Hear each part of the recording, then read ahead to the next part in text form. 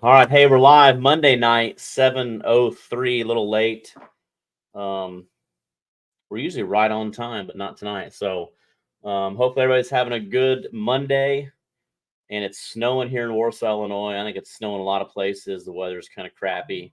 I think we got some single digits coming. So nobody's fishing from around here unless you're ice fishing here soon. So what else better to do than to watch a Monday Night Live podcast? So we got a special guest tonight, Kirk Luckey, new competitive angler in the sport with Twisted Cat. So we're going to dive deep and see what we can learn from him. He's got some different bait tactics and very interesting, something you don't hear a lot of in the competitive sport. So we'll bring him in here in just a minute. If you're jumping on and you can see me, hear me, give me a thumbs up, and we're going to get the show on the road. But first, we're going to play our video from Lake of the Ozarks, our season opener that we just had. It was a great event. So here we're going to play the video. Once the video is done, we're going to bring in our special guest, and we're going to get the show started. We're here at Alhana Resort and Marina. A big shout out to them, and also a big shout out to Tri-County Lodging Association for bringing us here. Let's get this day started. Hey everybody, we're here at Lake of the Ozarks. This is our 10th season. This is our season opener, New Year's Eve weekend. 2024 season is just getting kicked off. It was a brisk morning, 28 degrees. We had 46 teams and 2 grassroots teams. So a great turnout with the weather. New Year's Eve weekend. We're here at the Alhana Resort in Marina in the Blue Cat Lounge. Last night we had our captain's meeting. A lot of people come and hang out at the world famous Netflix show, The Ozarks. But the guys are out there. Pre-fishing has been a little tough because the weather has changed. It's rained, it snowed, it was cold. Now we got warming temperatures. So we'll see today if they went out and they found a shallow water bite or the fish were still deep. So it'll be interesting to see how these anglers do, if they got big fish. Because again, today's a 5 fish limit. They can have 2 over 34 and 3 under 26 inch. That's the Blue Cat slot around here. So I think we're gonna see some big bags. I'm gonna say 88 pounds wins, but I don't know, time will tell. All right, it's 34.61. You guys want to grab that fish, stand back and get a quick picture of it? All right, good job, guys. If you could just dump those fish back by your boat and hand them stuff to somebody, I appreciate it.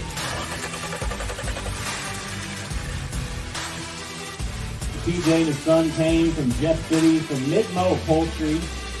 Big shout out to them coming down, hanging out.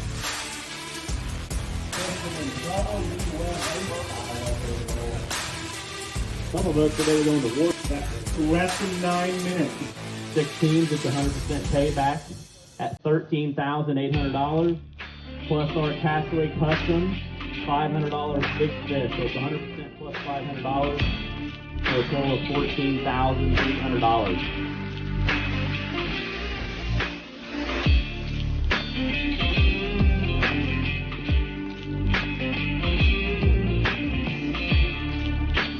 $40.63 big fish.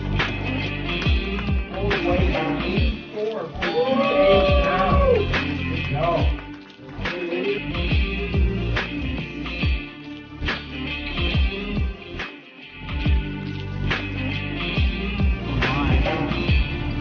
Got gloves on, that only means one thing. All right, our third place team was 66.26. John Spadafora, Brian Saunders, $1,840. Second place, JT Ray, Cassie Ray, and Justin Ray with 84.28. And this is the biggest weight I've had at Lake of the Ozarks for sure, 94.02. Justin Clare, Aaron Sherman, $5,520. And they got our Castaway Custom Big Fish, $500 on top of that. Our next tournament is going to be February 3rd at Grove, Oklahoma at Grand Lake of the Cherokees. And we hope to see you there.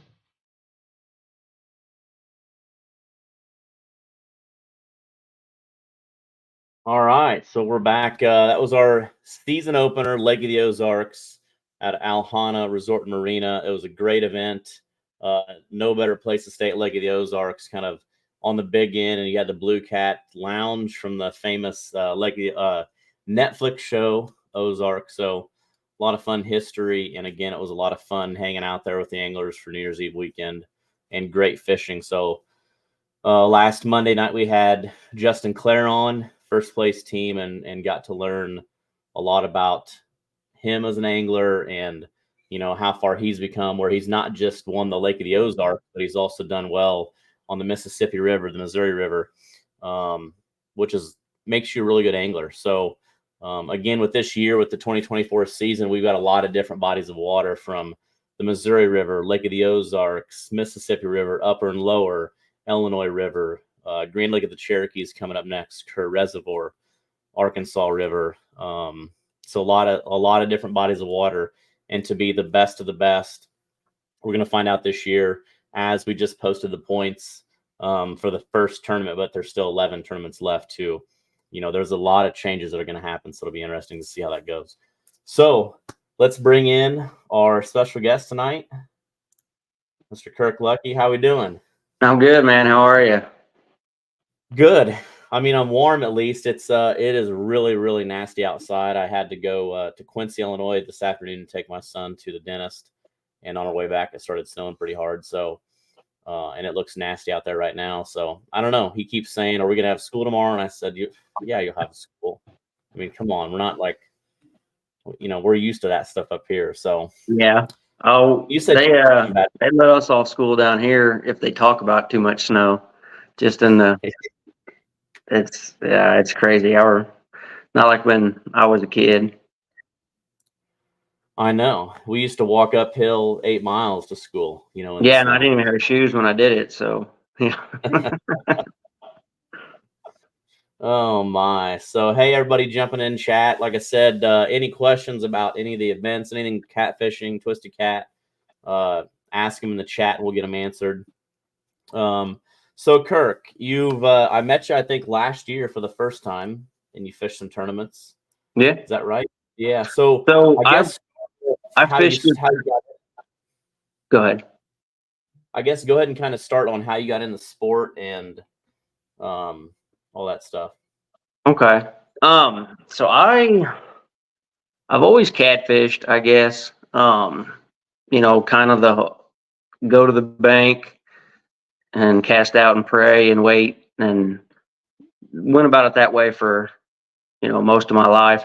So in the summer of 2022, I saw a Facebook ad for Show Me Catfishing, and they were looking to fill some spots, and I messaged them, and Captain Tyler Moses messaged me back, and so I booked a trip with him, and Sister Ashley and I went and fished with him, and we had a great day. I think I know we caught over 20 fish. It was a really good day, and man, I was hooked. I had a boat already, but I mean, I didn't even have a trolling motor on it. I didn't have a decent fish finder, nothing.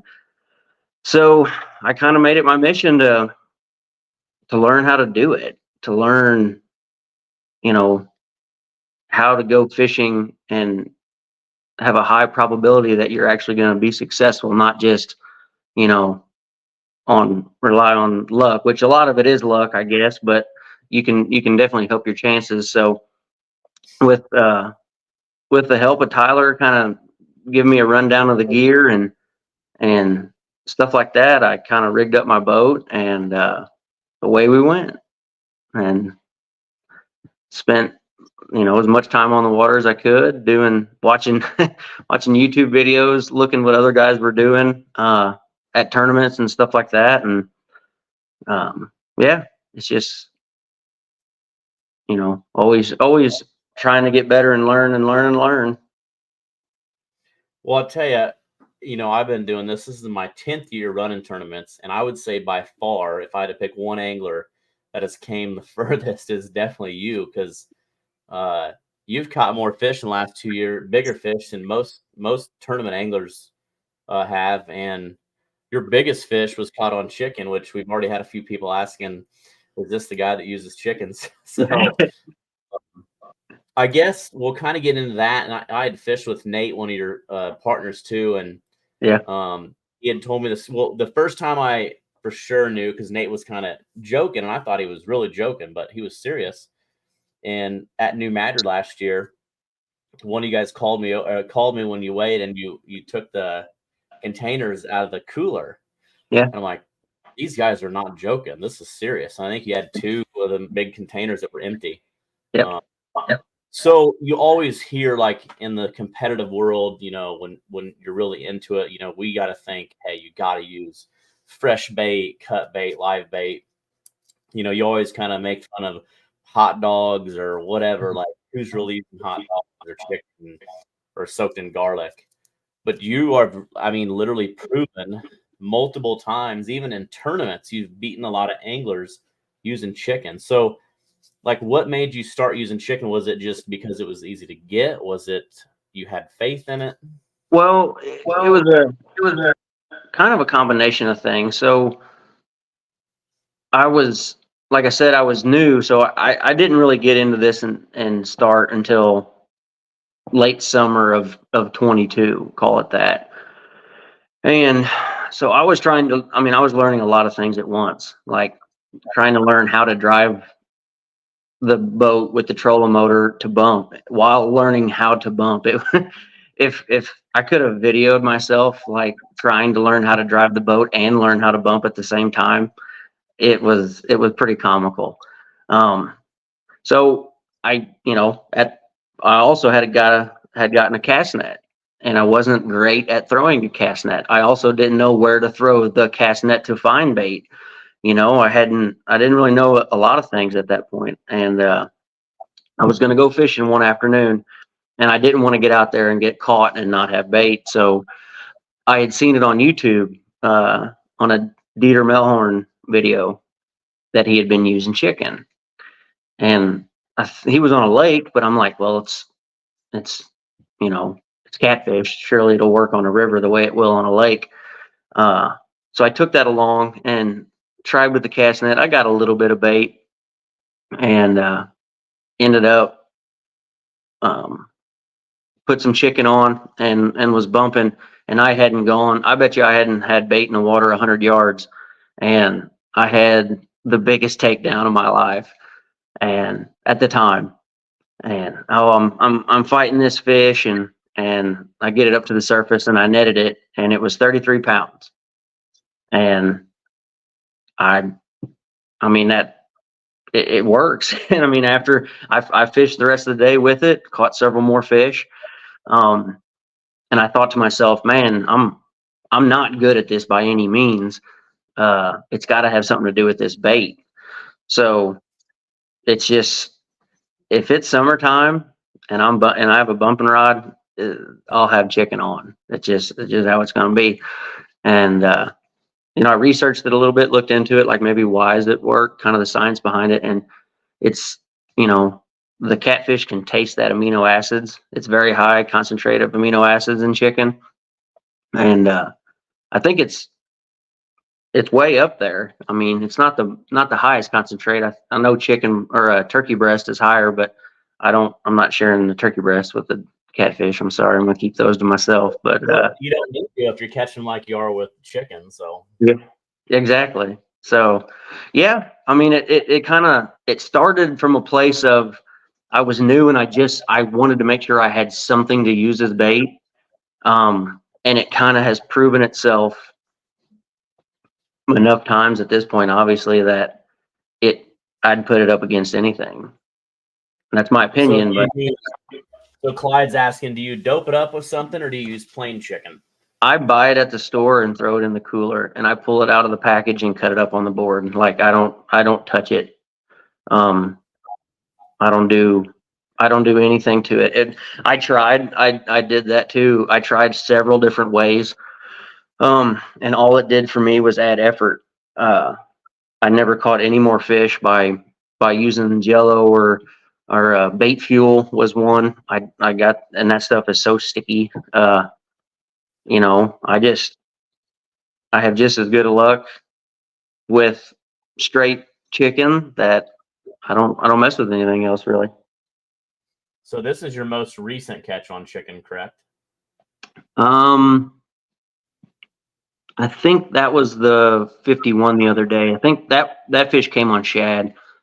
My latest biggest one, that go back down there, I think that was it. Up. Oh, up. Yeah, right there. I think, I don't know. It was that 77 I caught the other day. That fish was on chicken. That one right there. That was on chicken. That's a giant. Yep. 77. My biggest fish in 12 years is 76. Really? So, and this isn't even your biggest. No. The thumbnail that we're using is the biggest, and Yes. that's what is that? 94. 94 pounds on chicken. Yep. And I would never believe you. There's probably a lot of people on here right now that do not believe this, but I do, because I've seen him. He's now sending me pictures all the time of his bait board and his hooks with chicken. And it's crazy. So, it's like I said, I'm going to start using some chicken too. And it's easy because it's tough to get bait a lot. Fresh bait, sure. And like you said, the amino acids really have, is said to be, I know there's a lot of amino acids in stink bait. But that's awesome that you're catching it on chicken. And also tell them about you and Nate when you're going to bump. Tell us that scenario. Nate uses skipjack, you use chicken. What's your guys' deal? Nate is just convinced that he's going to outfish it one day. And it's always good to have multiple baits because you just never know. And so he'll always start with whatever bait he wants to use that day, whether it be shad, whether it be skipjack. So what we do, our routine is I start with chicken and he starts with whatever else. And once I've caught 3 fish, then he switches to chicken, or whoever catches 3 fish first, then we would switch and use that bait. But I've never had to switch. I've always caught 3 fish before he's ever caught one, and then he switches the chicken. And sometimes it's literally instantaneous, almost like he reels up, throws off the skipjack head or whatever it may be, puts on a piece of chicken, drops back down, and within a minute, and he'll cuss and be like, I wasted an hour, or I should have been catching fish and I wasn't. And it just kind of turned into our thing, and I can't, like I said, at this point, it's proven it's got my number 1 and number 3 big fish off of it. It's not broken. I'm not going to fix it. I agree. This is the picture of Nate at New Madrid actually showing us the 2 empty chicken cartons. And it's and I think you can tell in his face that he just has to, because I remember when he told me that, I'm like, dude, you're joking. Like, you're watching too much YouTube. You got to get off that. And now it's just funny that you're making him use chicken after he can't catch anything on the skipjack. So that's wild. That's cool though. That's, especially as bait's getting harder to get and more expensive. What's 2 cartons like that cost you? Oh, it depends. One, they're like $14 to $16 a piece, something like that, depending on what it is by weight, or whatever. Sometimes you can find it on sale and it's $10 or something, but it goes so far. So that's another thing about it that I like is, it's not bloody. It's not like you fish a piece of a shad and it's been in the water for a while and you reel it up and you squeeze it and there's nothing left to come out of it. Yeah. You don't have that with chicken. It's built into the mix. And it doesn't go anywhere. I've caught fish on the rattiest looking piece of bait because it just doesn't go bad. In my opinion, you know what I'm saying? It just it can sit on the bait board and get a little hot and it doesn't affect it.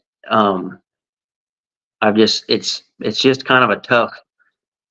Yeah. tough thing to beat because of all those factors. It's cleaner on your hands too, for sure. You don't have Yeah. blood and guts and stuff and all that, and you know, Yeah, I just don't know. rinse it off. I always rinse my fingers off in the river water before I eat anything, trying to be safe. Tanner said had never bumped before in my life and went with Kirk and caught a couple on the chicken. It was awesome and works. So Yeah. you're making a believer out of a lot of people. Such a believer that when I went on my one-on-one, I was even using some chicken. Like I said, I know some more people that have used chicken now.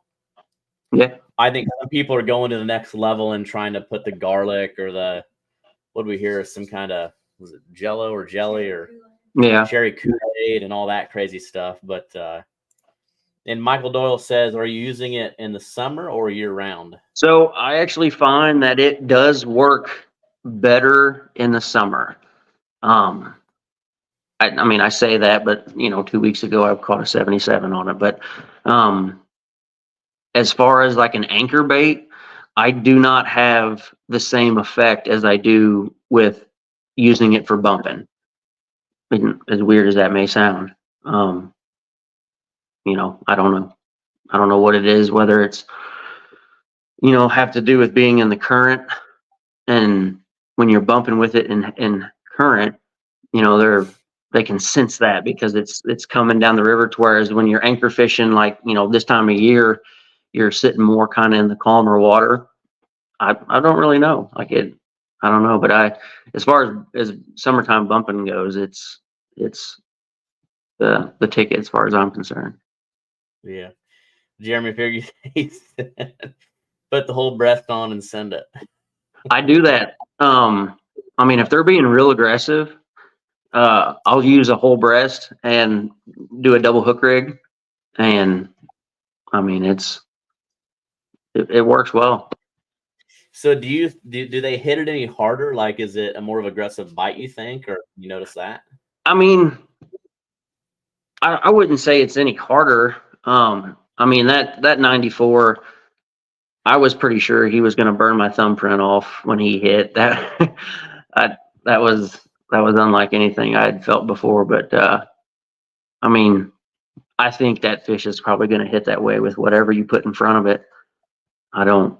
I think another thing about the chicken that helps is it's very soft, and I think that it's like if you're fishing with a fish for bait, whether it be shad or skipjack, the head's a bonier piece, and some days they don't like that, and you have to catch them on the body sections.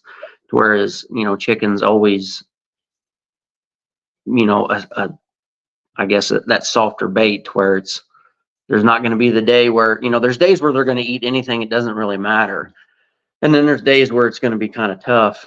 And I feel like on the days where it's tough is where that the chicken really shines, because I've always done real well on it when maybe a lot of other guys weren't.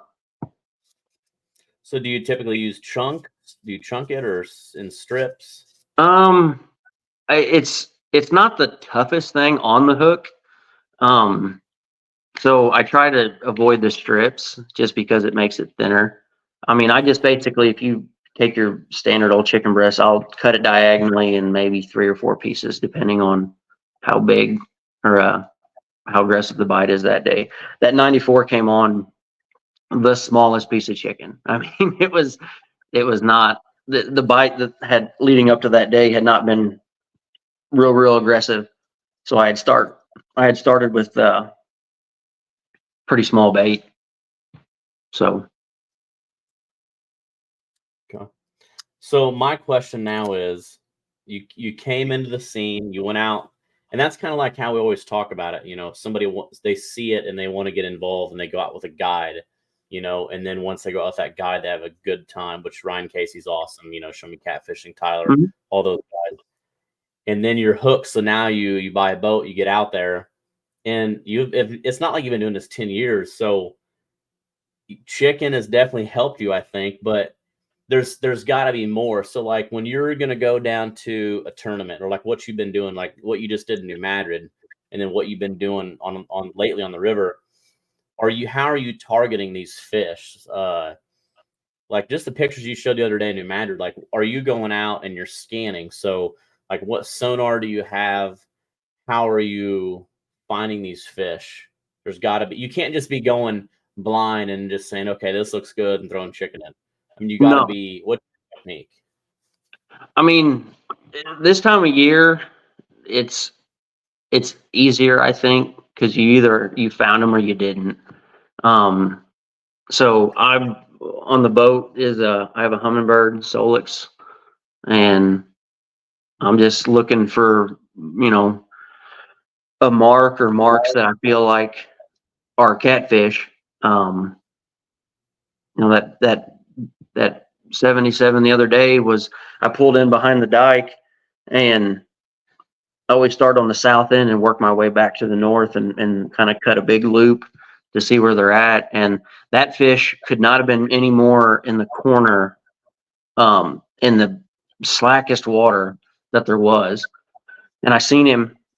He was only in like 17 feet of water, and it was a real tight area. So I thought there'd be a pretty good chance I could get baits close to him. Now whether he would bite or not always, is another story. But I had baits in the water 3 minutes when that fish hit. That was the first fish of the morning. And then I went back there the other day, went in there to scan, and they were in the complete opposite area that they were when I caught that one. I come in on the south end, and they were right there hugging that dike. They were on the north side of the downstream dike is where they were all sitting.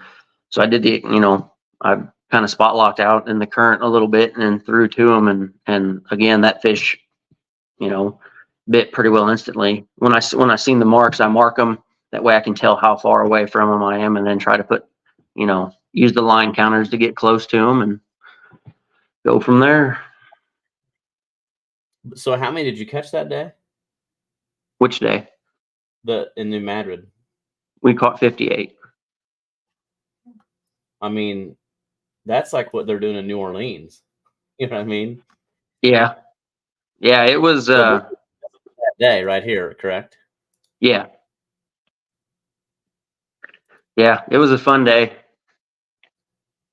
I mean, we had 4 guys in the boat, and most of the time if you go fishing and you got 4 guys, you're like, well, it's going to be kind of boring, and you're only going to get to reel in a few. But that day, just kind of all the stars aligned, and it worked out well. When we scanned it, pulling up in there, I mean, the 2 of the guys on the boat that day were pretty new to fishing, and then Josh is who fished the Lake of the Ozarks tournament with me. Yeah. We looked at each other and we're like, this is fixing to be fun. And we literally just, I don't think we moved the boat 150 yards all day, just worked this stretch of bank. And Josh had an apple Danish in the boat, and he said, as soon as we catch a 50, I'm eating that. I said, catch a 50 or catch 50, and because we had caught like 10 fish at that time, and I'll be damned if we didn't make it. We ended up with 58. So he got to eat his apple Danish, and he didn't share any of it with anybody. I was kind of upset about that. Oh, I'll have to give him crap about that. Mm-hmm. So that's kind of the joke now. Yeah, Court said you'll hear him say things like, I like the way that bank looks. Then lo and behold, he's marking fish on the screen. So some anglers, I believe, have that eye. I mean, they're so focused in, and when they get in the sport, they're like just fired up, and they put a ton of time in, whether it's on YouTube and just everything. That's all they think about. And, they just kind of know how that, I've heard of that. Mark Farrow's another one where they can read the water. I've heard that a lot. So I went fishing with Mark. I fished with Mark once, and that dude's just like a machine. He knows where they're at, and he knows how to get them in the boat. I mean, he's forgot more about fishing than I'll probably ever know, honestly. But super nice guy. I really enjoyed. We booked a trip with him, and it turned off really cold, about like it's going to be, this coming week. And he said, we'll go, and we'll do it anyway. And we went, and we had a really good trip. And yeah, he's a good dude. Yeah, he is. He's collected a lot of money from Twisted Cat and a lot of plaques over the years. Yeah, I guarantee it. Yep.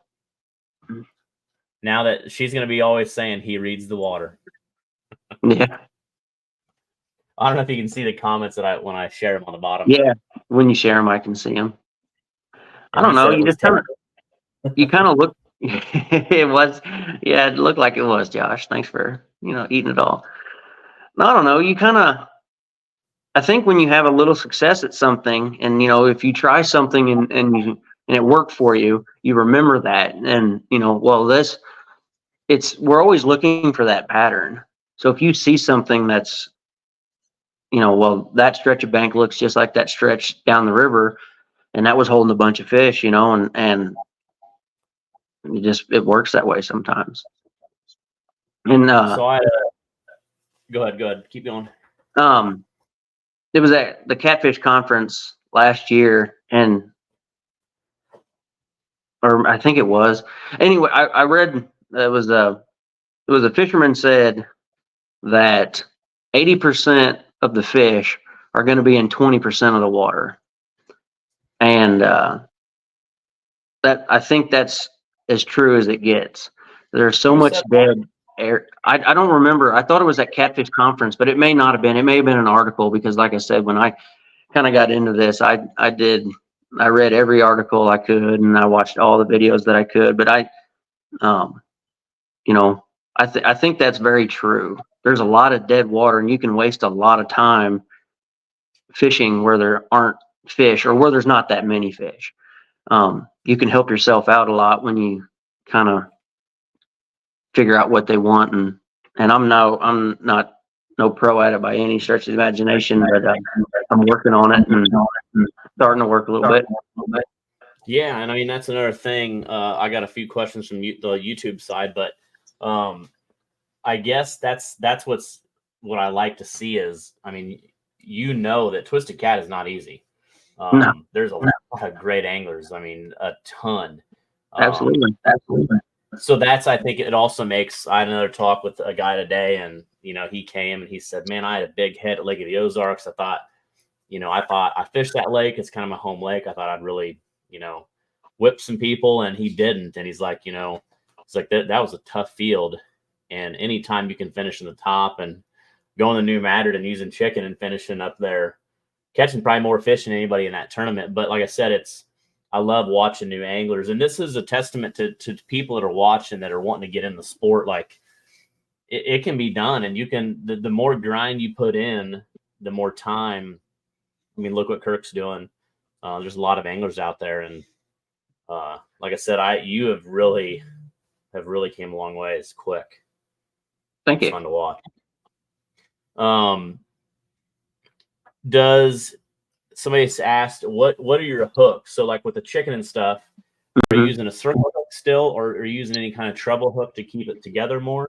No, just a Rip and Lips 8/0 hook is what I use.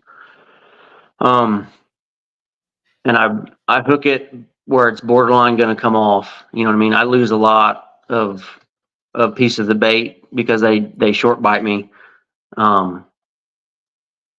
But I would rather have, it's not like a shad or something where there's something fairly hard you can hook through to keep it on the hook. But yeah, I just an 8/0 Rip and Lips, and there you go. Like I said, if I use bigger pieces, sometimes I'll use a double hook rig just because I'm tired of them short biting me and stealing my bait. So. What about, are you ever using a double hook rig and putting like a small piece of shad or skipjack and then chicken on one, like 2 hooks, what's your thoughts on that? Yeah. Nate does that quite a bit. I've actually done it too, where I've used the double hook rig and put a small piece of chicken on each. That way you can still get the scent pattern out there, but you're also weren't using a big piece of bait. So you were, you had as much scent in the water as you would with one big piece, but you were still offering a small piece. But yeah, I've done the double rig with 2 different baits, but that's usually when I'm grasping at straws because they're not biting that day, and we're just trying everything. But yeah, I wish there was a way you could fish them side by side, not front and back, because it always seems like your top hook gets hit no matter what. Yeah. Or at least it does for me.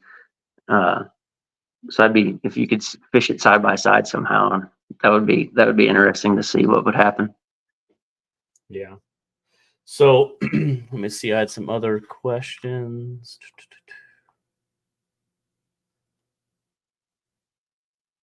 Okay, so on sonar, when you're scanning, you're going to an event, I guess, especially since you're pretty new into this. I mean, just a few years. Let's say you're going to, so you're going to go fish Grand Lake? Yeah. Have you ever fished there? No. So give us how you're going to take on that lake. So let's say you don't get to pre-fish, or maybe you go a week before. Like, what is your goal to go to Grand Lake and be successful? Like, are you going to start reading maps on your phone, on your iPad? Are you going to start marking spots, and then when you get there, check those spots? Like, give us your breakdown. Yeah, I mean, we're doing research now just because, I mean, we've never been there, but I'll go into it with as much as you can know about a place without having been there. I mean, it's, reading Navionics maps, looking at different things, but it's all going to come down to, it's too far out to tell what the weather is going to be like and stuff like that to know where you think the fish may be. But yeah, and then I'm pretty simple when it comes to a plan, like Lake of the Ozarks. I had never been to the Lake of the Ozarks. I had never fished there. I had never fished a lake ever. That was my first time ever fishing a lake. I got out there Thursday about noon and found a couple spots and marked some fish, caught a couple, and just kind of went with it. I mean, I don't know enough about it to really waste a lot of time on something. You know what I mean? If that makes any sense. Like, okay, we're catching fish here. Let's not overthink it. We'll just catch these fish until they quit biting, and then we'll go on. I'm not usually the one that's like, well, I'm gonna run 30 miles from the ramp, and I might fish within half a mile of the ramp all day. But if I'm confident that those spots will have fish, I don't care about that kind of stuff. You'll be able to sit there and watch me, from the weigh-in station, and that don't bother me, because if that's what I think is going to work that day.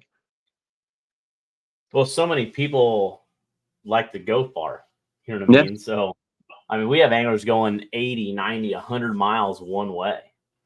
And you drive over a lot of fish, you know what I mean? That's one thing I know for sure was said at the Catfish Conference last year. Ryan Casey said, there's enough fish in every 5 mile stretch of river to win any tournament. You just have to figure out where they're at. And I think that's true too. I mean, I found a stretch of bank this summer. I mean, I grew up in this area where I'm at now, right, a couple miles from the river, and I had never fished this area. You always drive past it, and I never thought to ever fish it. And one day I'm like, let's try this. And I was scanning it, and I didn't necessarily see fish, but I saw stuff that should hold fish. And I'm like, well, you don't always have to see them. And so we went up to the top of it and started bumping. And at that time, Courtney hadn't caught a fish yet on bumping. She had been trying, and it just hadn't worked out. And so we started bumping, and we weren't very far into it, very 100 yards maybe from the start of the float. And whenever she gets snagged, she always hands the rod to me real quick. and then she takes mine and continues to fish, and then I get hers and, you know, try to get it out and whatever. I mean, I was watching her bump and her rod just folded, and that fish was pulling drag and pulling really hard. And she takes the rod and hands it to me. And she goes, "Here, I'm snagged." And I said, "Snags don't swim away from you." So she went to fighting that fish and ended up we got it in there, and it was 42 pounds. You know, and I don't think I've ever fished that stretch. I'm sure I have, but I don't think I've ever fished that stretch of bank now and not pulled in at least a 30. And it was somewhere that, you know, it's too close to the ramp. Nobody ever give it any time, I guess. Because you always think, well, it's everybody's fishing here because it's so close to the ramp. And sometimes, you know, it's kind of like public land hunting. You know, guys are walking back on public land 5 miles to get away from everybody. Well, I had a buddy that got really successful at public land hunting. And he ended up killing all his best deer within 100 to 150 yards of the parking lot. And he said, because everybody wants to go way off and get way in the back, you know, and he said they have to go in so early. He goes, I think it bumps the deer back out. And I'm sitting there. He goes, I go into daylight and wait, and here they come. And he killed him. So I kind of have that mentality about it. Like, you know, and it also comes from, I bet those guys that are running long distances are because they have a high level of confidence in where they're going. And I don't necessarily have a long list of spots yet that I'm like, man, these are proven, these are going to work every single time.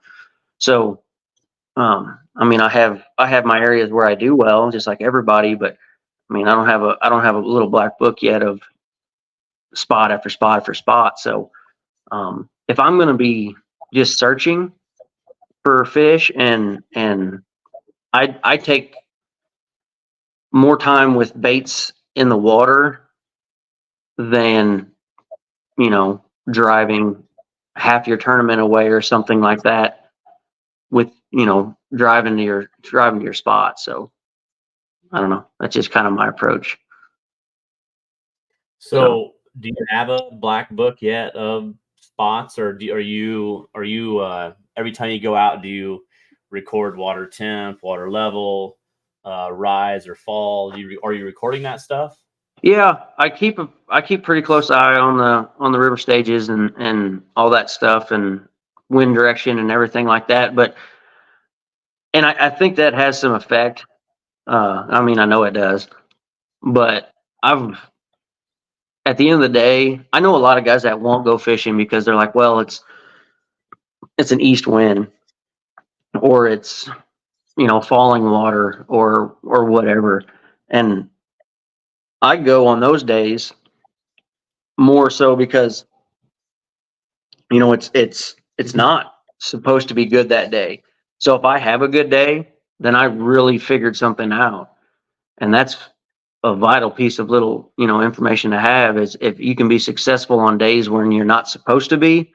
I mean, and not to mention, it's just kind of nice to have a good day when, you know, you shouldn't have. Yeah. Because what do they say? Wind out of the east, fish bite the least. So Yeah. And I've had some really good days on days where, you know, you probably shouldn't have. It's just, I go, I'm gonna go fishing really regardless. And, you know, if I have a bad day and don't catch a whole lot, this past weekend was tough. River was dropping, you know, and we still put fish in the boat, but nothing, you know, nothing crazy. But we learned a lot. I found some spots where I know, I mean, we marked fish, they weren't chewing. But they looked great. I mean, they had all the right makeup to be a really good spot. So, you know, go there on the right day and it could be a ball. So I got another question on. They're asking on sonars, what's your go-to? Side scan, down scan, 2D? I run all three at the same time. I would say side scan the most just because it's the widest, you know, and you see the most water. But yeah, I run all three at the same time just to kind of, I don't know, get, I try to say I'm getting different opinions on it, you know, because it'll look like one thing, you know, you might have a tree that looks like it's got a big fish sitting in it, but then if you see it on the down scan, it's, you can tell it's not. So yeah, I kind of use all of them. So we talked a little bit. So backstage before we started the show, we talked a little bit about live scope. Do you have live scope yet? Are you going? Do you plan on getting live scope? What's your thoughts on live scope? My thoughts on live scope is once I figure out what my electronics that I have already are fully capable of, because like I said, I'm still learning. Coming from a Garmin to a Humminbird, there's just a lot more you can do. Maybe once I get that completely figured out, I'll worry about adding something else to the boat. I think it's a good idea. At the very, very least, the guys that seem to be the most successful getting bait out at Lake of the Ozarks were using live scope, you know, and that maybe it doesn't necessarily help you catch a catfish on tournament day, but if you don't have bait, you're kind of done from the start anyway. So I I don't know anybody that really uses it in a situation like that we're doing on the river as far as that goes. Now, like wintertime fishing, pulling up behind the dikes and kind of the more slack water, I think there's a way to do it there that could really be, you know, beneficial. Yeah, I mean, we've definitely got more, just like the lithium. Like the lithium has finally really, gotten going. But live scope is, I'm starting to see live scope on a lot more boats. But I think it's for bait for the most part. I think it saves you. You're throwing that cast net 20% as much as you were before live scope. So Right. I've only seen live scope in action once. I finally did purchase it. So I'll have it in the next few weeks, probably hooked up. But there are some anglers that are fishing. And last year, Aaron, if you're watching, I'm going to call you out. I'm not making fun of you, but Aaron's like, hey, we got him figured out. I got this live scope. And he's like, it's going to be a game changer. So Aaron, I think he struggled a little bit last year. I think he marked some fish on live scope. Maybe they weren't biting, but I do believe that'll slowly, people will start to understand how to take live scope to catfishing, but I don't think it's anything too crazy yet. I think, like I said, for me, it's side scan, 2D, maps. If I'm trying to stay on the rock revetment, or if I'm marking on side scan, I'm marking that structure as I'm going up or down river, and then I can kind of start back bouncing to that. So, Yeah. But there's, like I said, the river's big. There's so much out there. And, every time you go out, you learn something new.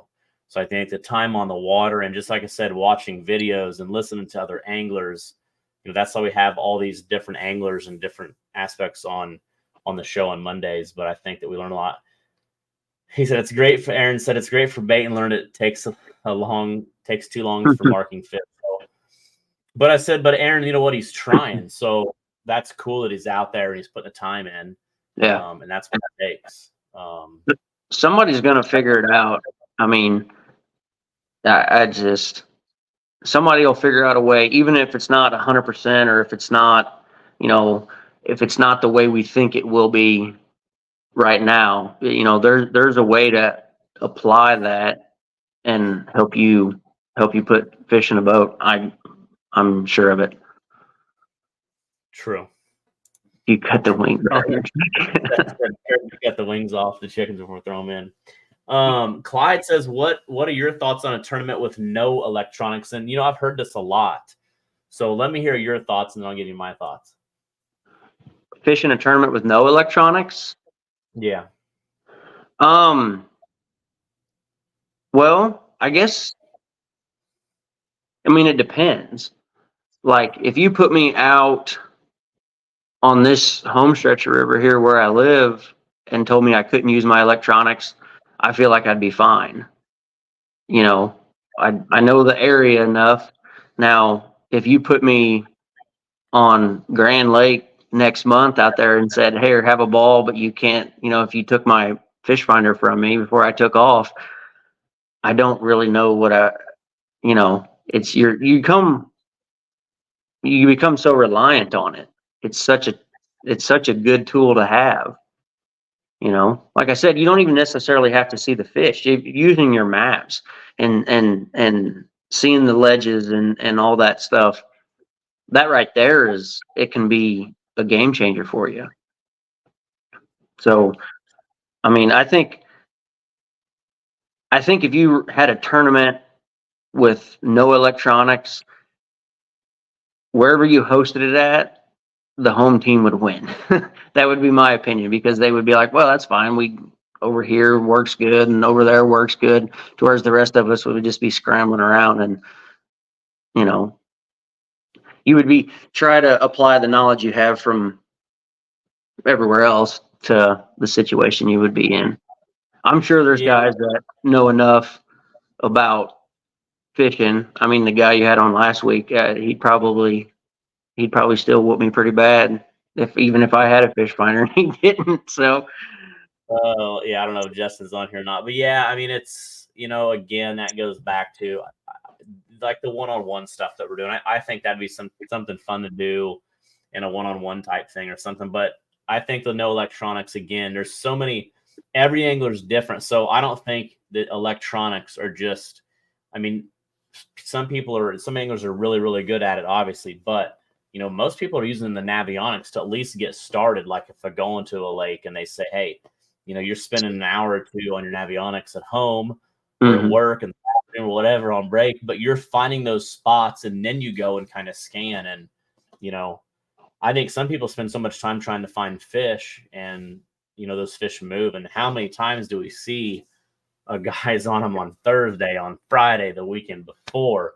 yeah. I mean, I'm going to tell you right, here's my tip of the week is if you're on fish on 7 days out, 5 days out, 3 days out, 2 days out, maybe even 1 day out, do not trust they're going to be there. I mean, it's just more and more I hear that they killed him the weekend before.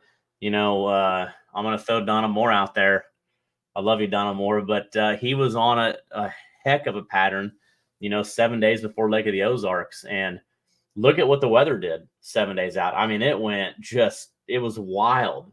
Yeah. So a lot changed. And I think that you just got to be able to change tactics. If you go out there and your Friday that was successful is not working and you were dragging in 10 to 15 foot of water and you're not getting bit, you're not seeing fish, make a move, make it quick. Where do they go? Because just like Ryan Casey says, and I've heard him say it so many times, there's always that winning bag in a 5 mile stretch. Mm-hmm. So if you find those fish, it ain't like they just disappeared and went somewhere else. So go find them. Did they go deep? Did they go more in the structure? Are they really stuck to the bottom? They went somewhere. They didn't go that far. You just got to spend some time. And Right. I think staying in that same pattern can hurt you in a tournament setting. Yeah, like you can't keep doing the thing that's not working for very long on tournament day. If you're trying to figure stuff out the week before or something like that, that's one thing. But I mean, chances are if it's not working in an hour or two, it's not going to. Like, and the guys that are really good at this, I feel like, are the ones that recognize that pretty quick and have a plan B or have plan C. You know what I mean? This works, and if this doesn't work, we're doing this, and if that don't work, we'll do this. Yeah, I think, I've back in 22, we fished the tournament in Cape. It was a king cat, and then the weekend after was your tournament in New Madrid.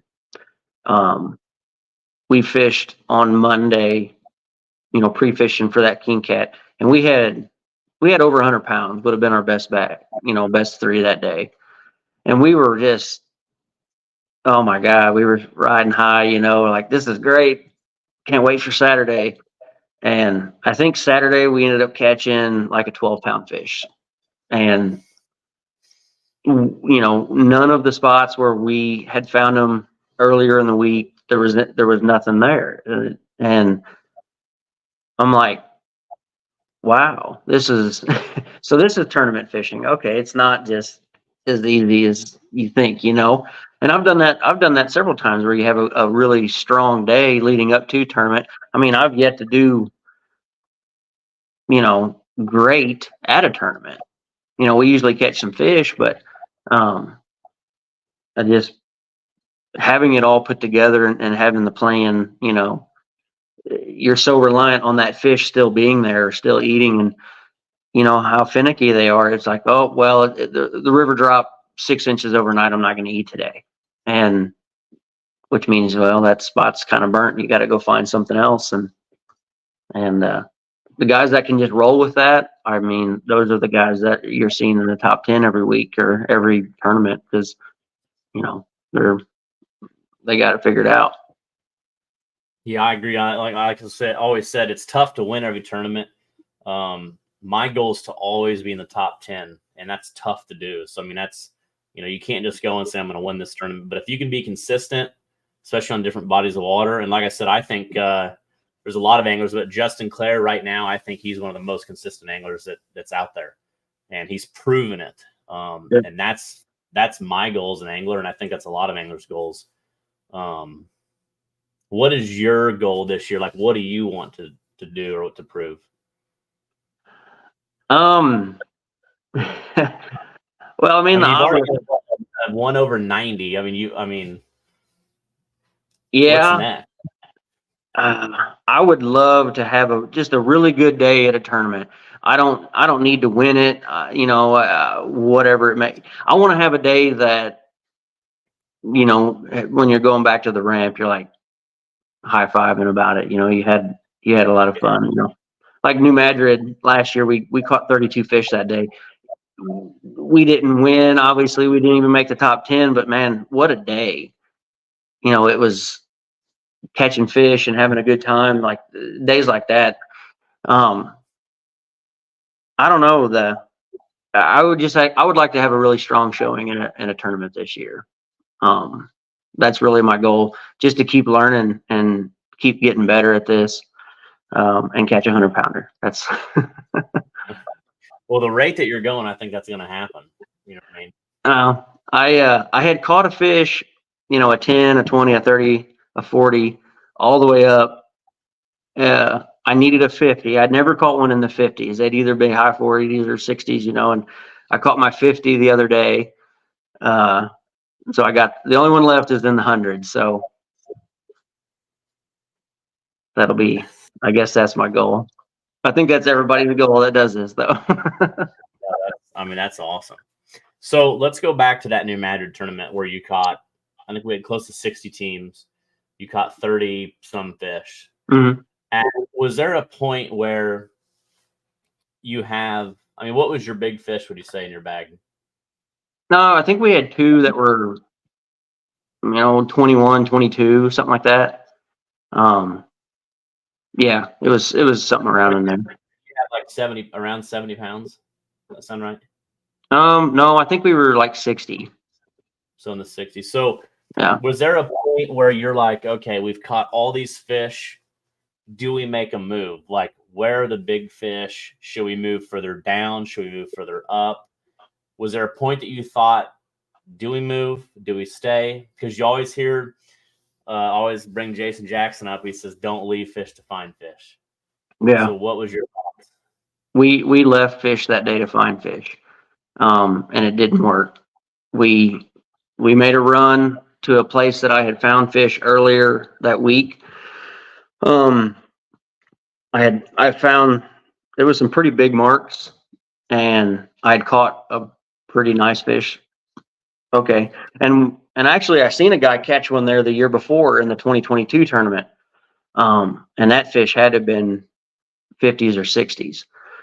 We were actually anchored at that point, and they went bumping past us, and they caught it right in front of us. So I just kind of store little pieces of information like that. Well, that week leading up to last year, I kind of worked that area a little bit, and I mean, we went up there. We wasted with the drive and everything well over an hour, probably closer to 2, and never got a bite. And went right back down to where we were and picked up right where we left off. Started putting fish in the boat again, and it's like, there had to have been a good fish there somewhere. And we watched a boat. They pulled in, kind of closer to the bank and spot locked and caught. I don't know. You can't really tell how big. It was bigger than anything we had caught that day. I mean, they caught a really nice fish pretty well, bam, right off the bat. So I'm like, well, they're here. We'd move in, we move out, we move down, we move up, and I don't know. I thought we'd catch something bigger eventually. I just thought maybe we'd weed all the little ones out at some point, but it didn't happen. But I caught that piebald fish that day, and Nate caught an albino, and so yeah. I mean, that was a win. I mean, that fish was arguably just as cool as a 100-pounder. I mean,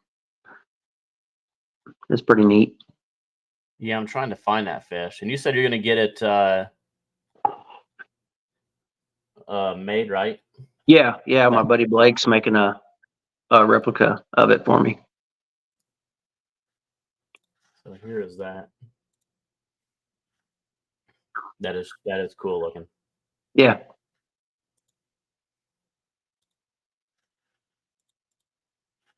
But the other thing is you still, that tournament, the weigh-in was insane. I mean, yeah. You talked about LaPlante and Davis coming in, sitting in the hot seats with 134, something like that. And then Phil King and David Shipman come in and beat them out of that. I mean, this is a 3-fish limit, That's a giant. So that's, when you get bags over 100 pounds, you got to be high-fiving all the way. And I think we had several over the 100 mark. Yeah, that day was, I thought it was going to be a good day. I mean, they seem to be biting. I figured somebody would, there's so much talent. Anytime that there's a tournament, I mean, the list of people that are there's so much talent on that list. And those guys have so much, history of those areas. They've been fishing them for so long and stuff like that. It's just such a mountain to overcome for somebody like me to beat any of them. Honestly, like I guess that's why that's a goal of mine. Is I don't even have to win it. I just want to be, I want to see my name kind of wiggled in there like Hunter Jones Chris Jones, Hunter Stout. Chris Stout, Hunter Jones. Yeah. Stout coming for you in 24. You know what I mean? Like, that to me would be just fantastic. Because I look at those guys and, and there's so many others too. Oh yeah. I mean, those guys on that stretch, I mean, they're some of the best in the country, 100%. And I mean, think of, for me as a director in their shoes, I mean, they got to know there's anglers that are coming for them and gunning for them and getting better. I mean, look, you've been doing this 2 years, and I mean, you put some solid fish in the boat, and you're gonna be a force to reckon with. I mean, you already are. I hope. I mean, I'd love to. I mean, I really don't halfway anything in my life, I guess I would say. And, I really, that day, like I said, I went on that guided trip and I just got the bug, and I'm like, man, I really want to be good at this. And that's just kind of been what I've been working on, time on the water and listening to those guys that have been doing it. And, it's a lot of fun. Yeah. Let's see. Derek asks, what do you do when you're fishing a falling river versus a rising river? So What's your thoughts there? You kept pushing Well, fish up and down. Give us your thoughts. well, like this past weekend, the river was falling, and even in the winter, it had pushed the fish out from behind the dikes, and they were in more current than. And this is really only my second winter catfishing, so uh, I'm learning every trip. But we were finding fish in more water, in heavier current, deeper water than what I had been. Um, so I mean, I guess the falling water had them, searching for deeper water. I didn't expect to find fish in the amount of current that we found them in, just because of the water temp. I mean, the water temp was 38, something like that, which is the coldest that I've seen it so far this year. Um, so I guess that probably had something to do with it too, the drop in the water and the colder temps. Yeah, that's chilly. Yeah, That's some cold water. yeah. So, and when you're fishing, you come into a tournament and you pre-fish on Wednesday or the weekend before, and you're on that pattern. But let's say we're gonna get a bunch of rain, and the river's gonna push up, water's gonna go up 4 feet. So, what are you thinking there in the summer?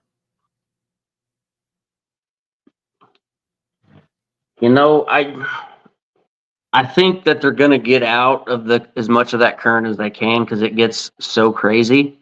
I've caught them in pretty high water, like real close to the bank.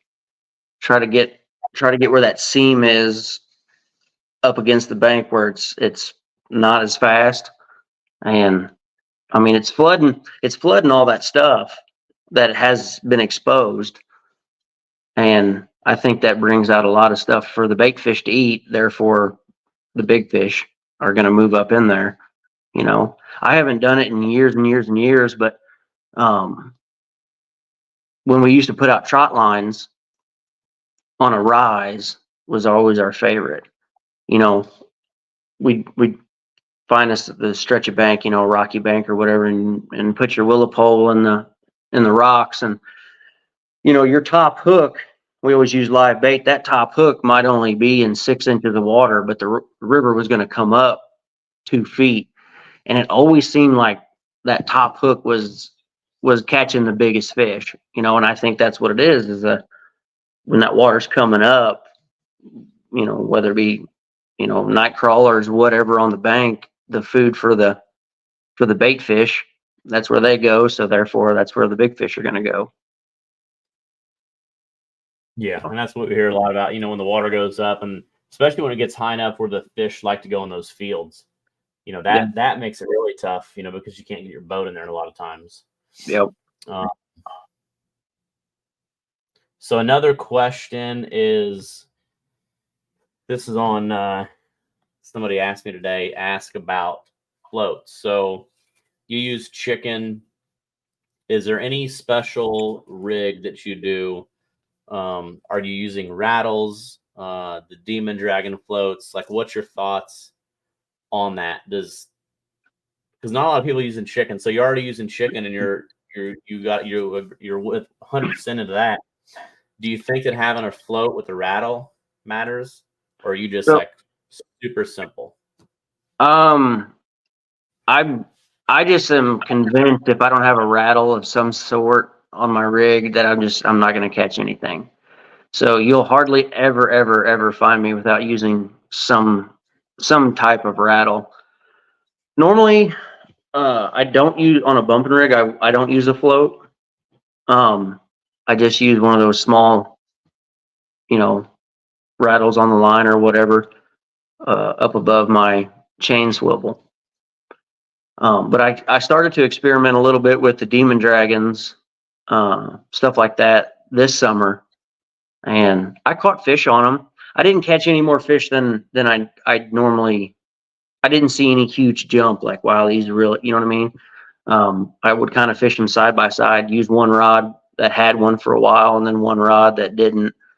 And I'm I'm constantly doing stuff like that, because and Nate and I used to say this a lot, when we would be talking about stuff like, even if it catches 1% more fish or 2% more fish, you start adding up all those little incremental percentages, and eventually they add up to you're catching quite a few more fish, and for me, a rattle is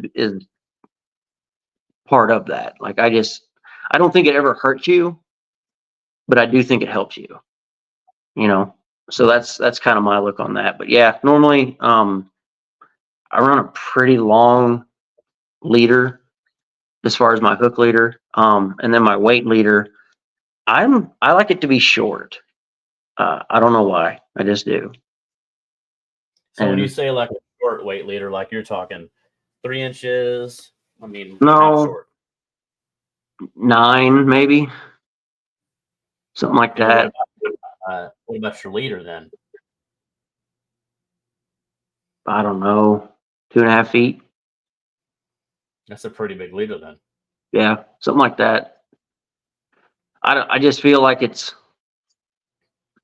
for me, it gets that bait away from the anchor of that weight, and it can flutter and do whatever it's going to do. You know what I mean? Whereas when it's on a shorter leader, it can't kind of do its thing as much. I don't know. That's just my opinion on it. I've had good luck with them. I've tried shorter, and I've caught fish on shorter too. And that's one thing I don't get stuck in my ways. I try not to. If I have a really good day fishing and I go out fishing the next day, I never go back to the same spot and say, well, let's go beat up on those fish again, because we know fish are there. We could probably catch those fish, and that doesn't prove anything to us. So I'll go fish somewhere else. I love going to new places that I've never been, and piece it all together, and by the end of the day, had a good day. I mean, that's my favorite thing to do. And I'm so new to this that I get to do that a lot, because there's still a lot of places, like I said, the lake, Lake of the Ozarks, that's the first time I ever lake fished. Yeah. So that's kind of what I like to do is, I just find the new spot, figure out what's working, what's not, put a plan together. I guess I kind of treat every trip like it's a tournament in that aspect of it. Like, let's see what we can do today to be successful. So even if you're not tournament fishing, you don't get complacent, and that's what I was talking to a guy today, and that's why I said, like, when you're tournament fishing, you can't, it's one thing if you're just by yourself and you go out there and you throw the anchor and they're not biting and you're playing on your phone, and you know what, I'll sit another half hour and that's fine. But tournament day, like, you're not going to do that. It's all in. I mean, you're going to make moves. You're going to really fish hard. So if you have that mentality, that's good, even when you're just out there fun fishing, because everybody can get lazy out there. Yeah. Well, I'm pretty competitive, and I want to be successful at this, and I don't mind to lose, if I just get beat by somebody that's better than me. I'm good with that. But if I lose because I just got stuck in a rut, and I'm like, well, this ain't working, but man, let's just stick with it, and that wouldn't sit well with me. So, yeah, I mean, that's kind of my drive behind that. Yeah. So what is your favorite place? What's your favorite body of water so far to fish? And then what's your bucket list place to fish? Oh, I don't know. It's hard to beat. I mean, I'm 10 minutes from the Mississippi, and I really, really love fishing there. But the Missouri River is a whole nother animal in itself. I caught a really big fish there last winter, and it was, I think, 2 weeks after I'd caught an 87 pounder up there. And then I think it was 2 weeks later, we had a guy pull up next to us. We were fishing, and he's like, "Hey, can you help me? I got a big one in the boat. I need help to weigh it." I said, yeah, sure, you know, and he says he's over 100, and me going, listen, I caught an 87-pounder 2 weeks ago. I'll be the judge of this, you know, and he opened the live well lid, and my God, that fish could have ate a basketball and it wouldn't have touched his lips. It was huge, and I helped him weigh it, and it was 105 and point something. It was a giant, and he caught it right in the same stretch there that I'd caught my 87, and so I was like, well, you know, Nate and I had a day there one time on the Missouri. We probably put 25 fish in the boat that day, and I would bet money that we had a 40-pound average. Wow. It was an insane day of fishing. I mean, we got to the point where we didn't leave all three of our rods out per person. I mean, we kicked back down to 2 rods or whatever, because you couldn't keep it. It was just such a mess. You know, they weren't dinks, so you couldn't just reel them in and throw them off real quick. I mean, they were substantial fish, and you know, it's pretty easy to fall in love with something when it's gives you a day like that, you know. And at that time, it was my best fish ever. So, but I don't know. It'd be either of those rivers. I just kind of love the river thing. The lake thing is so new to me, that I got a lot of learning to do before, you know. Well, you've learned a lot in so short a time on the river, though. You know, Yeah. so I mean, I think you're going to be able to pick up on the lakes, you know, how they're fishing for sure. Oh yeah, I don't have any worries. I just need some time. You know, I'm already planning to go actually back down to Lake of the Ozarks and mess with it some more, just to learn. I mean, the fish are in there. We've seen it. I mean, those guys they brought some dandies back to the weigh-in. They're there. I just need a little time. I'll get it figured out. So let's share this bad boy. So that's the 94. 94 that was on chicken. Yep. And that is an absolute pig right there. That was a funny, that fish came about. It was kind of funny. I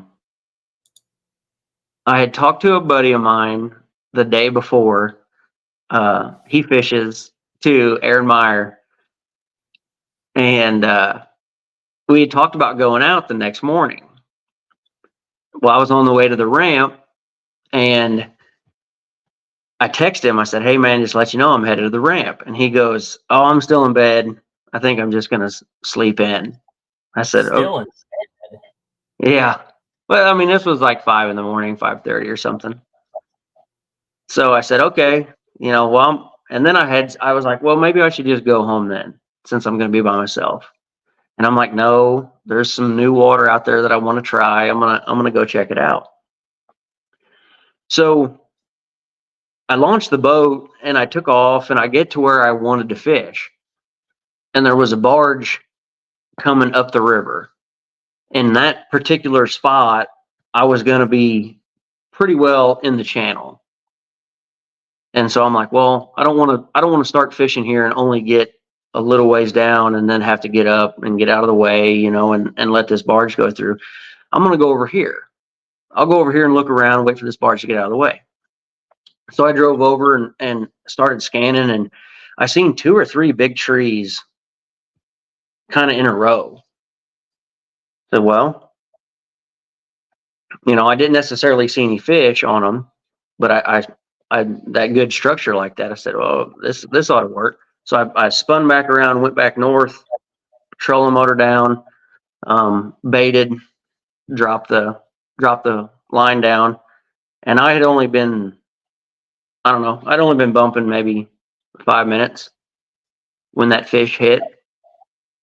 Like I said, he hit so hard, you know, your brain goes crazy there for a little bit, like what just happened.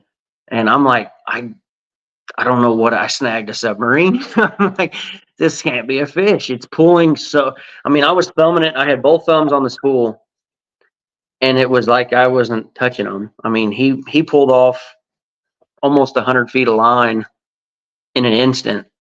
And I was so afraid to engage the reel, thinking it would just put too much pressure on everything and something would give. Thank God he got to a point where he wanted to turn and swim like back towards me. So I was able to get the reel engaged, and the fight was on from there. I mean, it probably took me 20 minutes. I was by myself. It probably took me 20 minutes, maybe even a little more, to get that fish in the boat. At one point, for about 5 minutes, I was spot locked in the channel. That fish was straight below the boat at 30 feet. And we stayed there, I bet, for 5 minutes. He never moved. He just treaded water. And I mean, if I leaned on him to try to pull him up, all I would do is bend the rod more and then pull line out. He wasn't ready. That's the only fish I've ever caught that once he surfaced, he wasn't done. He surfaced. I saw him. I actually called Courtney. I had her on the phone and speakerphone. I put the phone in the cup holder on the back on the multi-bar. And when he surfaced, I said, if it's not 100, he's close. And, I said, it's my new big. I know that. And that fish turned and swam right back down to the bottom after I seen him. Like, he was on the surface on his side and turned and swam back down. And I'm like, wow. And so finally, wrestling back to the top and then netting him is just a chore, getting the net under him, fighting the current with the net and holding the rod. And it was comical, I'm sure. But yeah, got him in. It was like 7 a.m. on the dot on a Sunday. And I hated to do it, but I knew I wanted to get good pictures of that fish. And I called my buddy Greg Staggs. And Greg. yeah, I said, hey, bud. He answered the phone. He said, what's up? I said, hey, I got a question. Or I said, I need your help. And he said, how big is it? He knew the only reason I'd be bothering him on a Sunday morning, it had to have been something special. And I said, I don't know how big. I said, but he is big. I said, if you wouldn't mind to meet me at the ramp, I said, I'd really appreciate it. And I think he drove 100 mile an hour to get there to help take pictures, and help weigh him and everything like that. So, yeah. So were you, I mean, the adrenaline rush had to be just insane. So when that fish went down, was your concern like, what is he getting into structure? Is he going to go under something? Yeah. I mean, you had to be definitely. I was very thankful that we were where we were at in the river. There is so much stuff in that stretch that he could have got against. I mean, yeah, I was very happy to be in the middle of the channel where there wasn't much going on, and yeah, because he was pulling so hard. You add a stick or something to the line, you might be bad news. Yeah, that's wild. That's always a thing where, I've been in those situations where, the fish would swim up river and go down and they get hung up in something and, they pop loose. But so much can happen, especially when you're by yourself. Yeah. I mean, you got to have the trolling motor remote in one hand, making sure that all that's good. And because what happens if you spin it somehow and then the boat's turning and going down river on 10, and then that can be, so things got to go right. You got to have gear that you trust, hooks and lines. So how big what braid do you use? Daiwa J braid, the X Grand or whatever it is, the 8 strand, 80 pound. 80 pound. What about mono? Andy Monster, 40 pound. So 40 pound. Mm-hmm. Wow. Yeah, I feel like it has enough stretch in it. That's plenty. I mean, I'm even having a little anxiety thinking about, just knowing that fish going back down had to just be a terrible feeling. Yeah, you start to question components at that point. I mean, the stuff, you buy the good stuff you think is good stuff, but you don't really know, at chain swivels and your Snell, Yeah. the not. There's so many things that can go wrong, and not to mention you're fighting an animal that does not want to come in the boat at all. And I had to chase that fish. There was times where I had the trolling motor, like you said, on 10 going upriver, trying to keep up with him, and then the next minute I'm killing the trolling motor going downriver as fast as I can. And it's just it takes a lot of things going right to get a fish like that in the boat. You get not complacent, I guess, but in that 5-minute stretch there where he was right over the edge, that we were just in that stalemate, it'd be real easy to get kind of frustrated and want to hog him in and crank the drag down a little bit and really pull on him. Man, he head shakes. That's Joey. That's the guy that picture and the fish he's holding in that picture. I took that picture. That's the guy that we helped weigh that fish. But yeah, like I said, you just kind of gotta go about it the right way, or you're gonna lose a fish like that. And that, like I said, I'm kind of surprised you're using 40 pound. Yeah, I got that from Hagen Grubbs. I watched a lot of his videos when I got into it, too, and he used 40 pound Anti Monster, and so I use 40 pound Anti Monster. That's 100% where that comes from. But I mean, if you get snagged and you have to break it off, it's so tough. And it has so much stretch in it. Yeah. That fish was unbelievable. So that was 105? Yeah, 105 something. And there was like a 5 pound tail. It was huge. There was like a 5 pound chunk of something that fish puked up in the live well. Because when he pulled up with that fish, he goes, my scale wouldn't read, and it goes to 110. And then when we weighed him, he was 105 something. But there was, like I said, like a 5 pound chunk of carp or whatever it was in the live well. That fish was 110 pounds when he came over the rail. I bet you.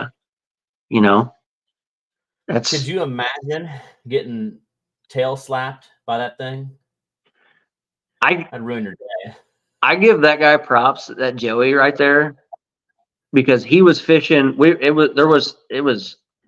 river had jumped up and the current was damn heavy that day, and he was by himself on an anchor when that fish hit, and he was able to get that fish in the boat.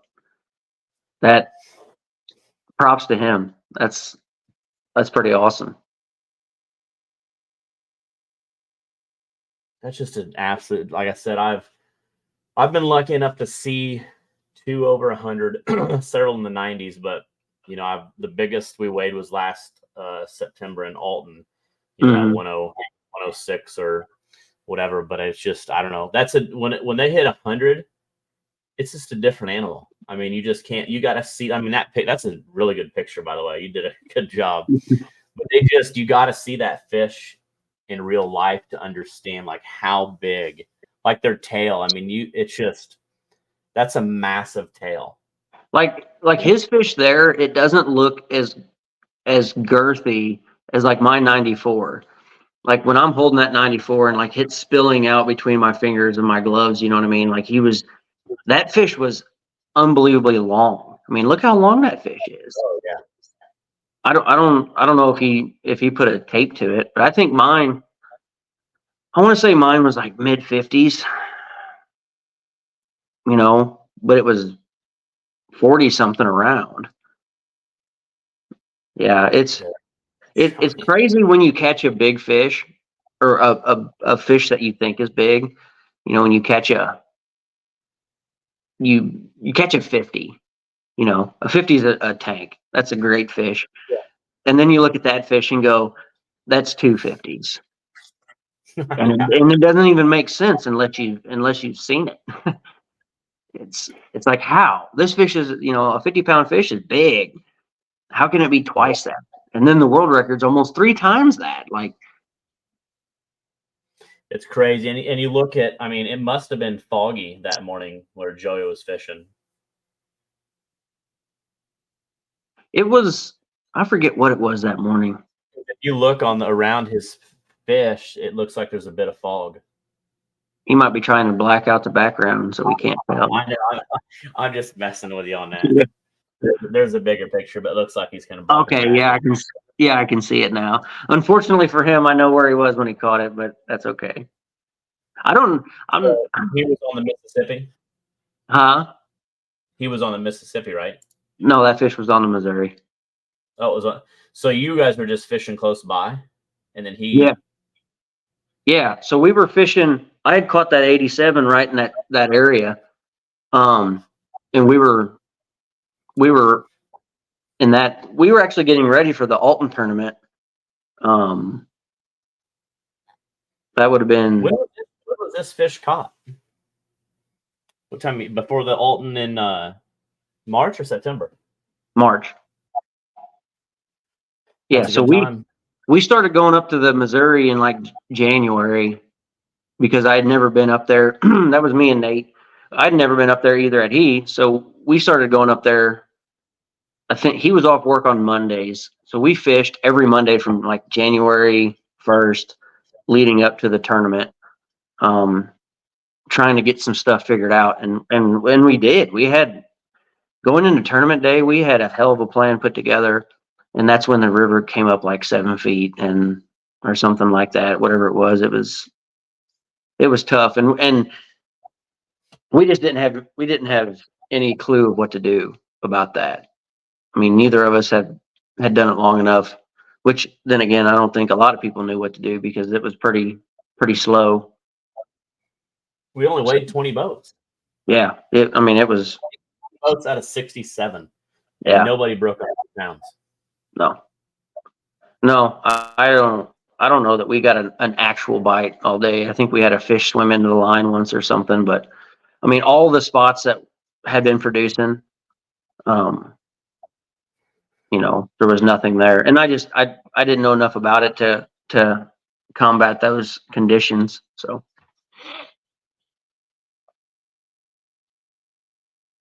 So Jake jumped on late. Jake Fry, he asked the questions about rattles and all that. And Jake, if Kirk's out there fishing, 99% chance he's got a rattle on there. And he had a second part of his question would be, is it simpler sometimes or better to eliminate a lot of that stuff between you and your hook? So at some point, can there be too much going on? And like we talked about with those fish, when you get to that 50+ pound range, there's so many things that can go wrong. So if you have a snell knot and making sure your snell is good and your hook is sharp, and then you got a demon dragon or a rattle that's tied, and then you go to a chain swivel that's tied, and you got a regular swivel. So you might have 4 or 5 knots.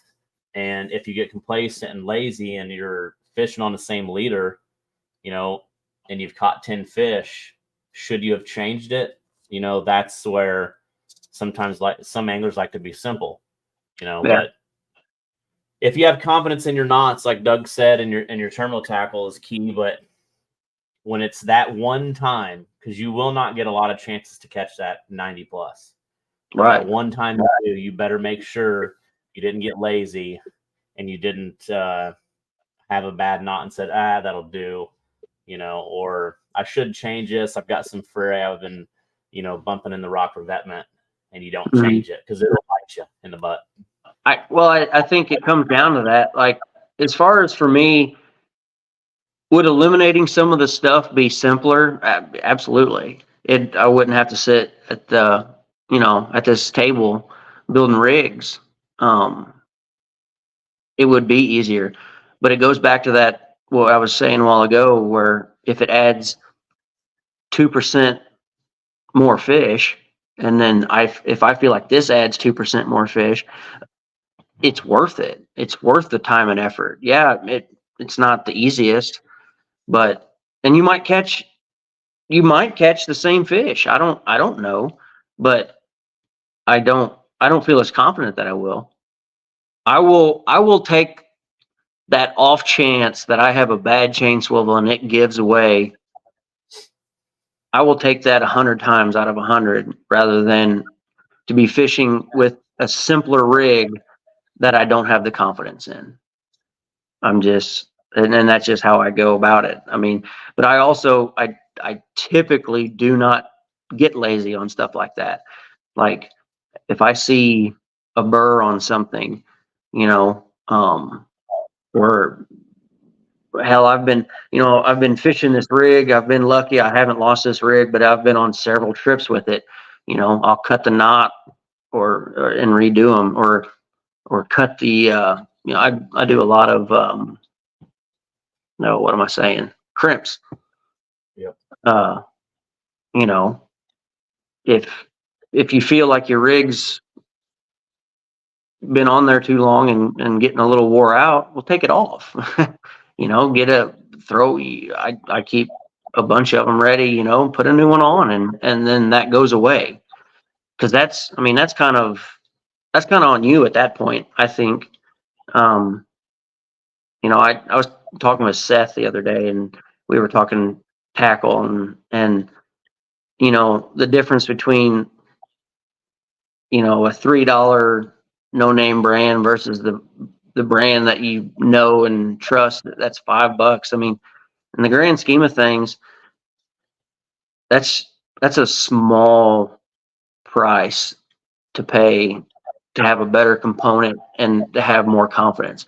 I mean, at the end of the day, you know, look at the boats that we're riding around in. Look at what we're spending on electronics and engines and all this stuff. Like at the end of the day, a $3 difference in hooks, it's not worth it to me. You know, the hooks is, I bet you the hooks is the one thing in my boat that I'm just absolutely, I will not waver on. You know, you might put a different rod in my hand and I like this and I'll fish with it or whatever. But I think, and I'm sure there's a lot of guys that are like that. Like the hook is I'm just not fishing with any other hook. And there's a couple reasons. Huh? What hooks do you use again? The Ripping Lips 8/0. Always the 8/0. Yeah, always. I want to get some smaller ones for like the lake situation, but I don't know, that 8/0. I get so many.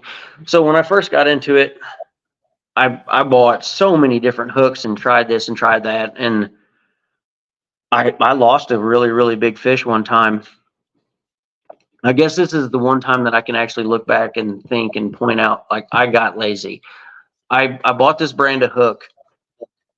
So when they bend the top of the eye over, this particular brand bent it the opposite direction that I've ever seen.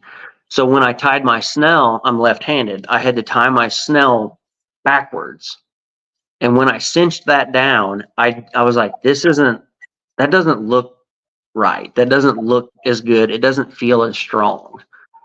But I went with it anyway. I'm like, well, it has to be. It's just backwards. You know, it feels wrong because I've tied it backwards.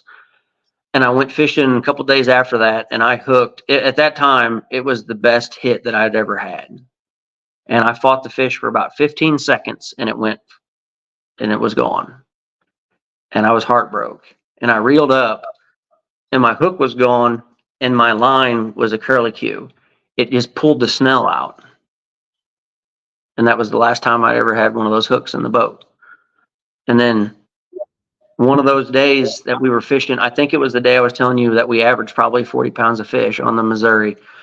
I had got snagged. I broke a rig. I grabbed another rod out of the box. Nate and I were both using Ripping Lips 8/0 hooks. I grabbed a different rod rather than put a new rig on the one that had broke off.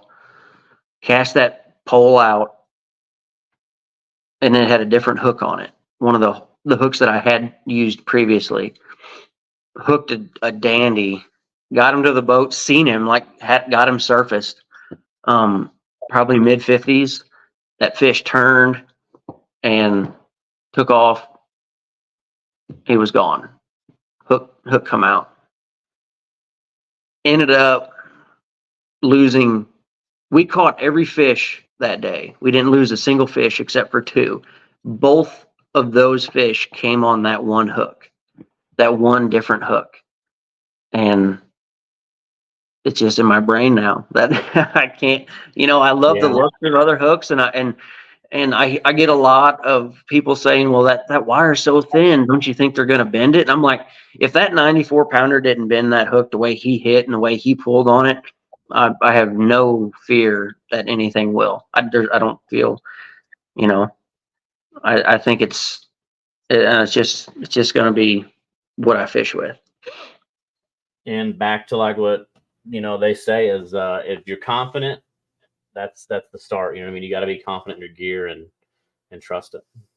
Yeah, I mean, I used to think you had to have that big giant gap and or you weren't gonna get a big fish or whatever, but it's just something about that design. It just gets them. All the confidence in the world in it, and it's kind of cool when you had a good day out there and it rubs all the red paint off and you're left with a bare metal hook. That's kind of cool too. So yeah. Well, you caught plenty of big fish. So I mean, that's the only thing that scares me about yours. And I know that, like Doug said, most reels are 30-pound drag or less, but that 40-pound. I guess I look at it as if I've been bumping all day or I've been fishing all day and I got it up against some stuff, and now I'm at 40 pounds with some fray, instead of 80. You know what I mean? So other than that, like I said, I use 80-pound braid, 80-pound mono, but that's what I'm confident in. You were talking about leader line. Yes. Oh no, I use 80-pound Black Armor from Dragon Master leader line. Okay, that makes sense. I thought you were saying mono like my anchor rods are 40-pound mono. I use 80-pound leaders. Yeah. Okay. I was saying, but I know people that use 30-pound braid. Yeah. And I mean, like I said, they're confident, and like I said, it's it's all about your drag too. But the biggest thing I hear so many times when people come back to the weigh-in is, I lost one. I lost a good one. I mean, now a lot of that could be some BS, you know what I mean? And it's, yeah. But, I don't ever want to have those stories myself, you know what I mean? Yeah. That I lost one of the boat or whatever. I think there's a lot of things that you can do there's sometimes it's just going to happen, but I think there's a lot of little things that add up to a substantial amount, that you can keep that from happening. I lost a fish. I lost a fish just a couple. Well, I say I lost it. He hit really hard. I'm not going to say he was a big one. He was 30-ish, probably 40. I would guess is how he felt. And no hook set, reeled it in, and was looking at the hook. The point was bent on the hook. When we pulled up to that spot, I took a buddy along that doesn't fish much, and he baited that side. He baited the rods on that side of the boat, and I baited mine, and then I cast them all out. Well, I always check the point when I bait them, and he just didn't think to do it. That hook I would have never sent that hook off into the water if I'd have seen it. I think it's stuff like that I didn't catch it, and I should have. So, but it's a chance you take, and like I said, that's what's fun about tournament fishing is everything's got to be perfect to land that big fish. You know what I mean? Your partner, you have a Donald Moore in your boat, and he's your net man. Mm-hmm. Which I got you a hat like this. that's scary because Donald and Nate Moore, their net skills are not very good. They could use some practice, but that's a big thing. I've seen some people stab fish, you know what I mean, like right in the head and almost knock the hook out. Yep. So you being able to do it by yourself, a 94 is impressive. In current. I had the boat, or I had the net in the water. I had kicked my crock off, and I had my foot on the net on the rail. It was a mess. All the while I'm on the phone, like, God, I hope I get him in, and I'm like, it's a giant. If I lose it now, I'm gonna be so upset. So what's yeah, Courtney saying? huh? What's she saying on the other side when you're on the phone with her? Oh, she was like on pins and needles, like, did you get him? Did you get him? Like, she's like, what's going on? I'm like, there's no change. He's still down there, and he still won't come up, And it was fun. It was kind of cool to have. I didn't get to share it with anybody in the boat, but she was there through all of it, and then when you net him and you have him and okay, you got it. Then you can really just smile about it, because until he's in the net, it ain't over. Like you said, you hit him with the net wrong and get the net wrapped up in that hook, and he throws his head the right way, and that's it. You got to see him, but you didn't get to catch him. Yeah. So I'm ready to go fishing. I am too. I hate that it gets so cold now, because it looks like this next couple weeks is going to be pretty rough. Yeah, I know. But well, me and you'll have to get out here sometime. We've been talking about it for a while, but yeah, for sure. Get the weather straightened out a little bit, and we'll go. Well, hopefully it will before Grand Lake of the Cherokees, which is our next event. February 3rd will be our second tournament of the year. And we got a big year coming up. And we just posted the points. And again, the points will be interesting this year because we have a lot more anglers chasing the points and trying to get into the championship. So I think it's going to be tough to get in for some anglers. Like I said, it's a sweet setup of different events. So a lot of anglers are going to go out of their comfort zone and go to a body of water like that they've never been to, like Lake of the Ozarks, like you, or Grand Lake of the Cherokees. And that's where I think we're going to start seeing some people. But anglers are improving a lot. I mean, look at what you've done in 2 years. So there's a lot more competition than there was 10 years ago, 5 years ago. Right. So I'm excited. Really. Well, it seems that there's I guess, people are going to all these different events and all these different places. I think it's, you can be a really, really good fisherman on the river and can't catch one on a lake, or vice versa. There's guys that spend all their times on the lake, and then you put them out on the Mississippi and they're lost. And man, but if you got her down pat on all the different disciplines, and that's impressive. I mean, if you can, like JT Ray, met that guy last year down at Caruthersville. He showed me, he caught that 91 down there pre-fishing, and he showed me the hook that was at least 50% open. That hook dang near straightened on him. He almost didn't catch that fish, but that guy, to do what he can do on a river and then go out here and spank us on the lake too. It's like, how are you supposed to do? Yeah, we give JT a hard time, but he's another angler. I mean, he is on it. He's traveling. He had a rough year, he had a couple rough starts. He went to Cape Girardeau and got bad gas. Mm-hmm. So barely got to fish the tournament, had a rough tournament, but what was cool about that event, and I learned about JT, is he stayed positive. Him and his son, they could have just, screw this, we're out. we had bad gas, but instead he worked around it, stayed positive, and that was awesome to see. And like I said, it's fun. When an angler's positive and can stay positive when everything goes against you. Because imagine luckily he didn't put that bad gas in his truck also.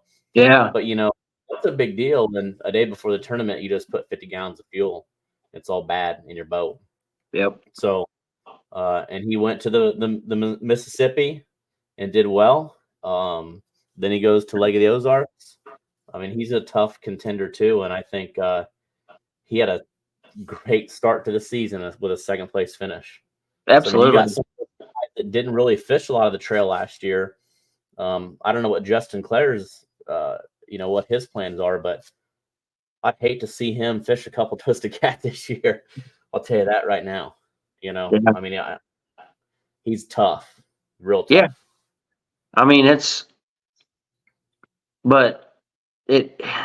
That's what adds to it. You know what I mean? Is because if you go out there and you're able to, he's such a nice guy. I had a really good conversation with him down there at Caruthersville, and he didn't keep any secrets. Like, he didn't show me his spot on the map, but he told me what he was doing. And he's like, well, here's what I've got going on, and I don't know. I kind of look at it that way, as like, it doesn't matter if I tell you what I'm doing, you still have to go out there and replicate it. Like, it's not going to hand itself to you. You still got to go out and do it. And but yeah, if a guy like that is there, you're gonna have to do something. Yeah. Justin the same way. Yeah. To go on the MRM, I think you said he got 5th, something like that, and then to go to a lake, which is it couldn't be any different, and win. Where's the weakness in that? There isn't any. So that's what cool is.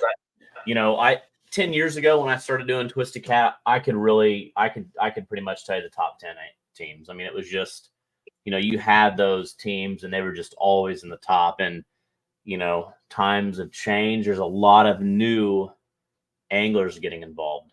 You know what I mean? Younger and older, and they are just, everybody's putting in the time. You know what I mean? And they're studying maps. They're watching YouTube videos. They're figuring out what rig. They're trying different rigs, like on the water. They're really putting time in, and we're starting to see that. There's a ton of good anglers out there, and like I said, I wish personally I could fish the trail just to kind of see where I, add up. So, right, I don't know. It's fun. So I can't wait to see how things play out.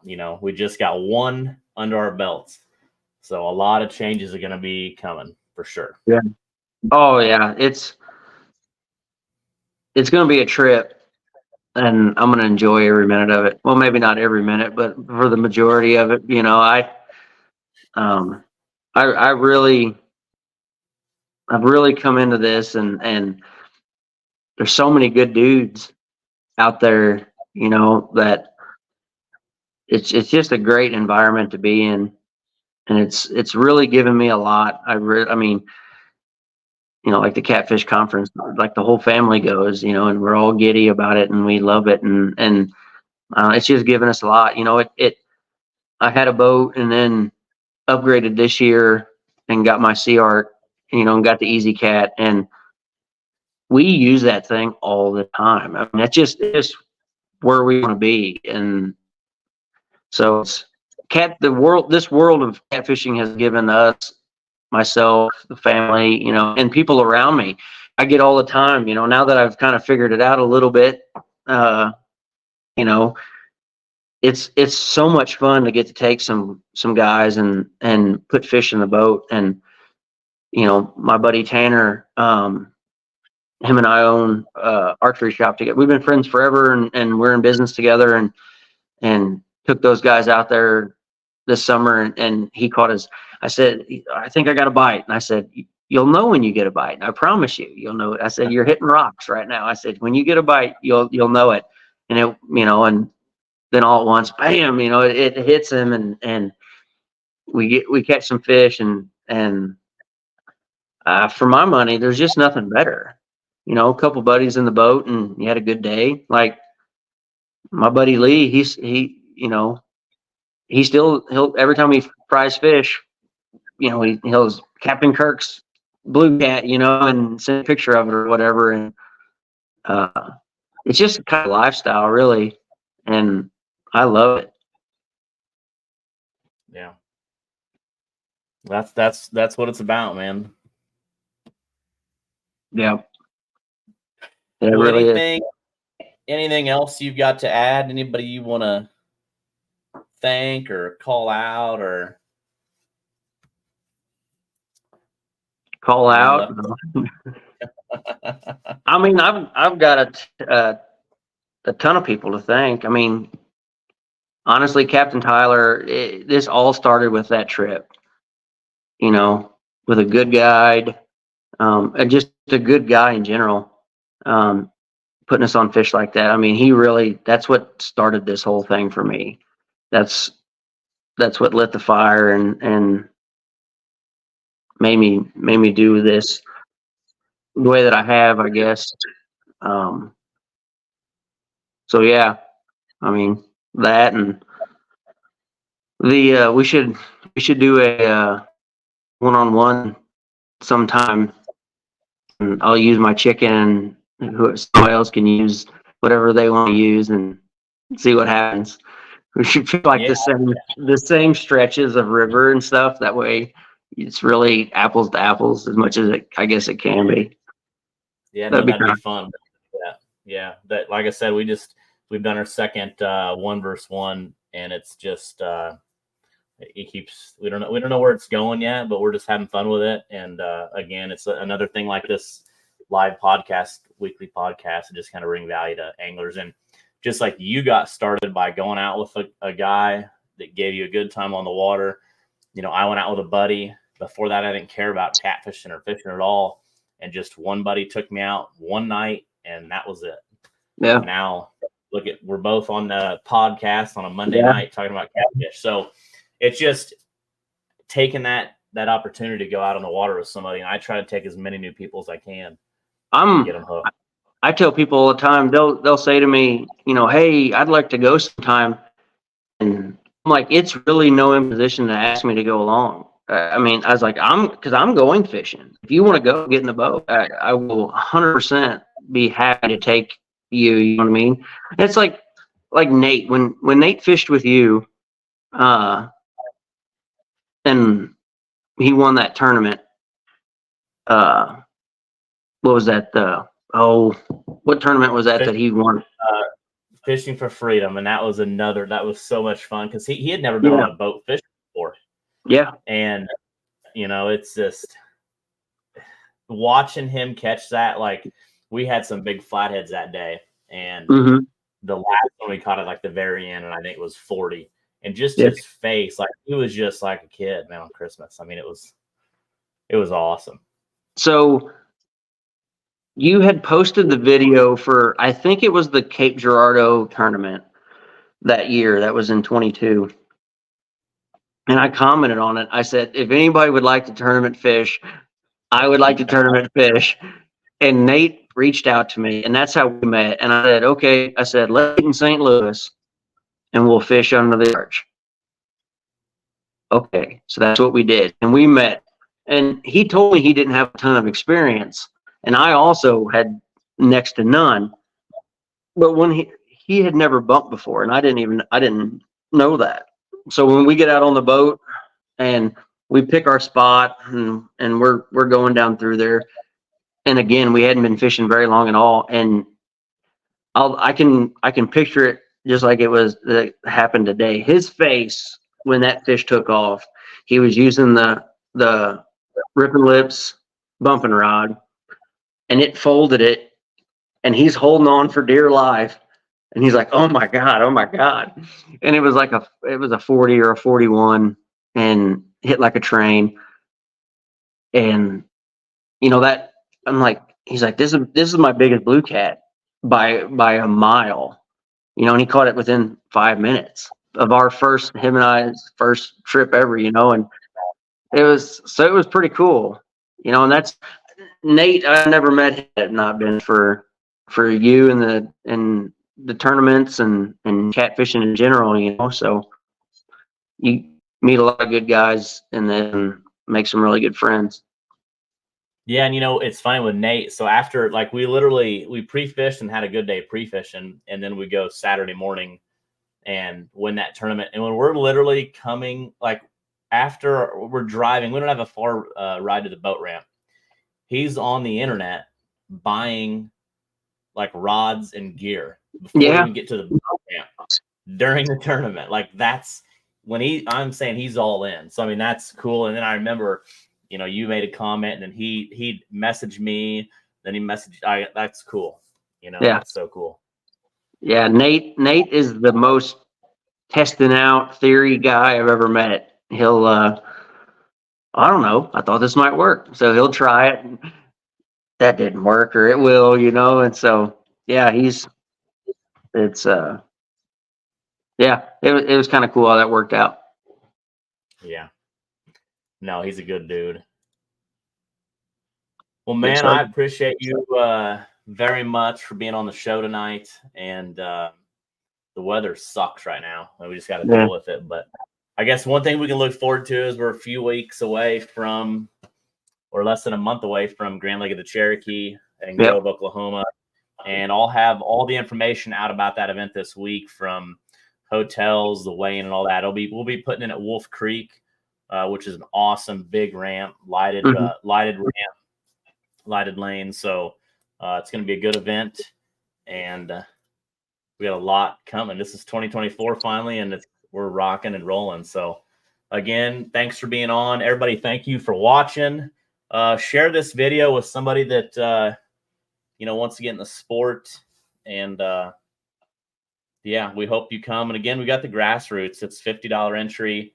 It's a way to get your feet wet and don't have to spend the $300. Everything we do is 100% payback, and we've got some great sponsors. So thanks for the support. This is year 10 for Twisted Cat Outdoors, and yeah, everybody have a good week, and we'll see you next Monday, and we'll find out who's going to be live with us. So thanks for being on, Kirk.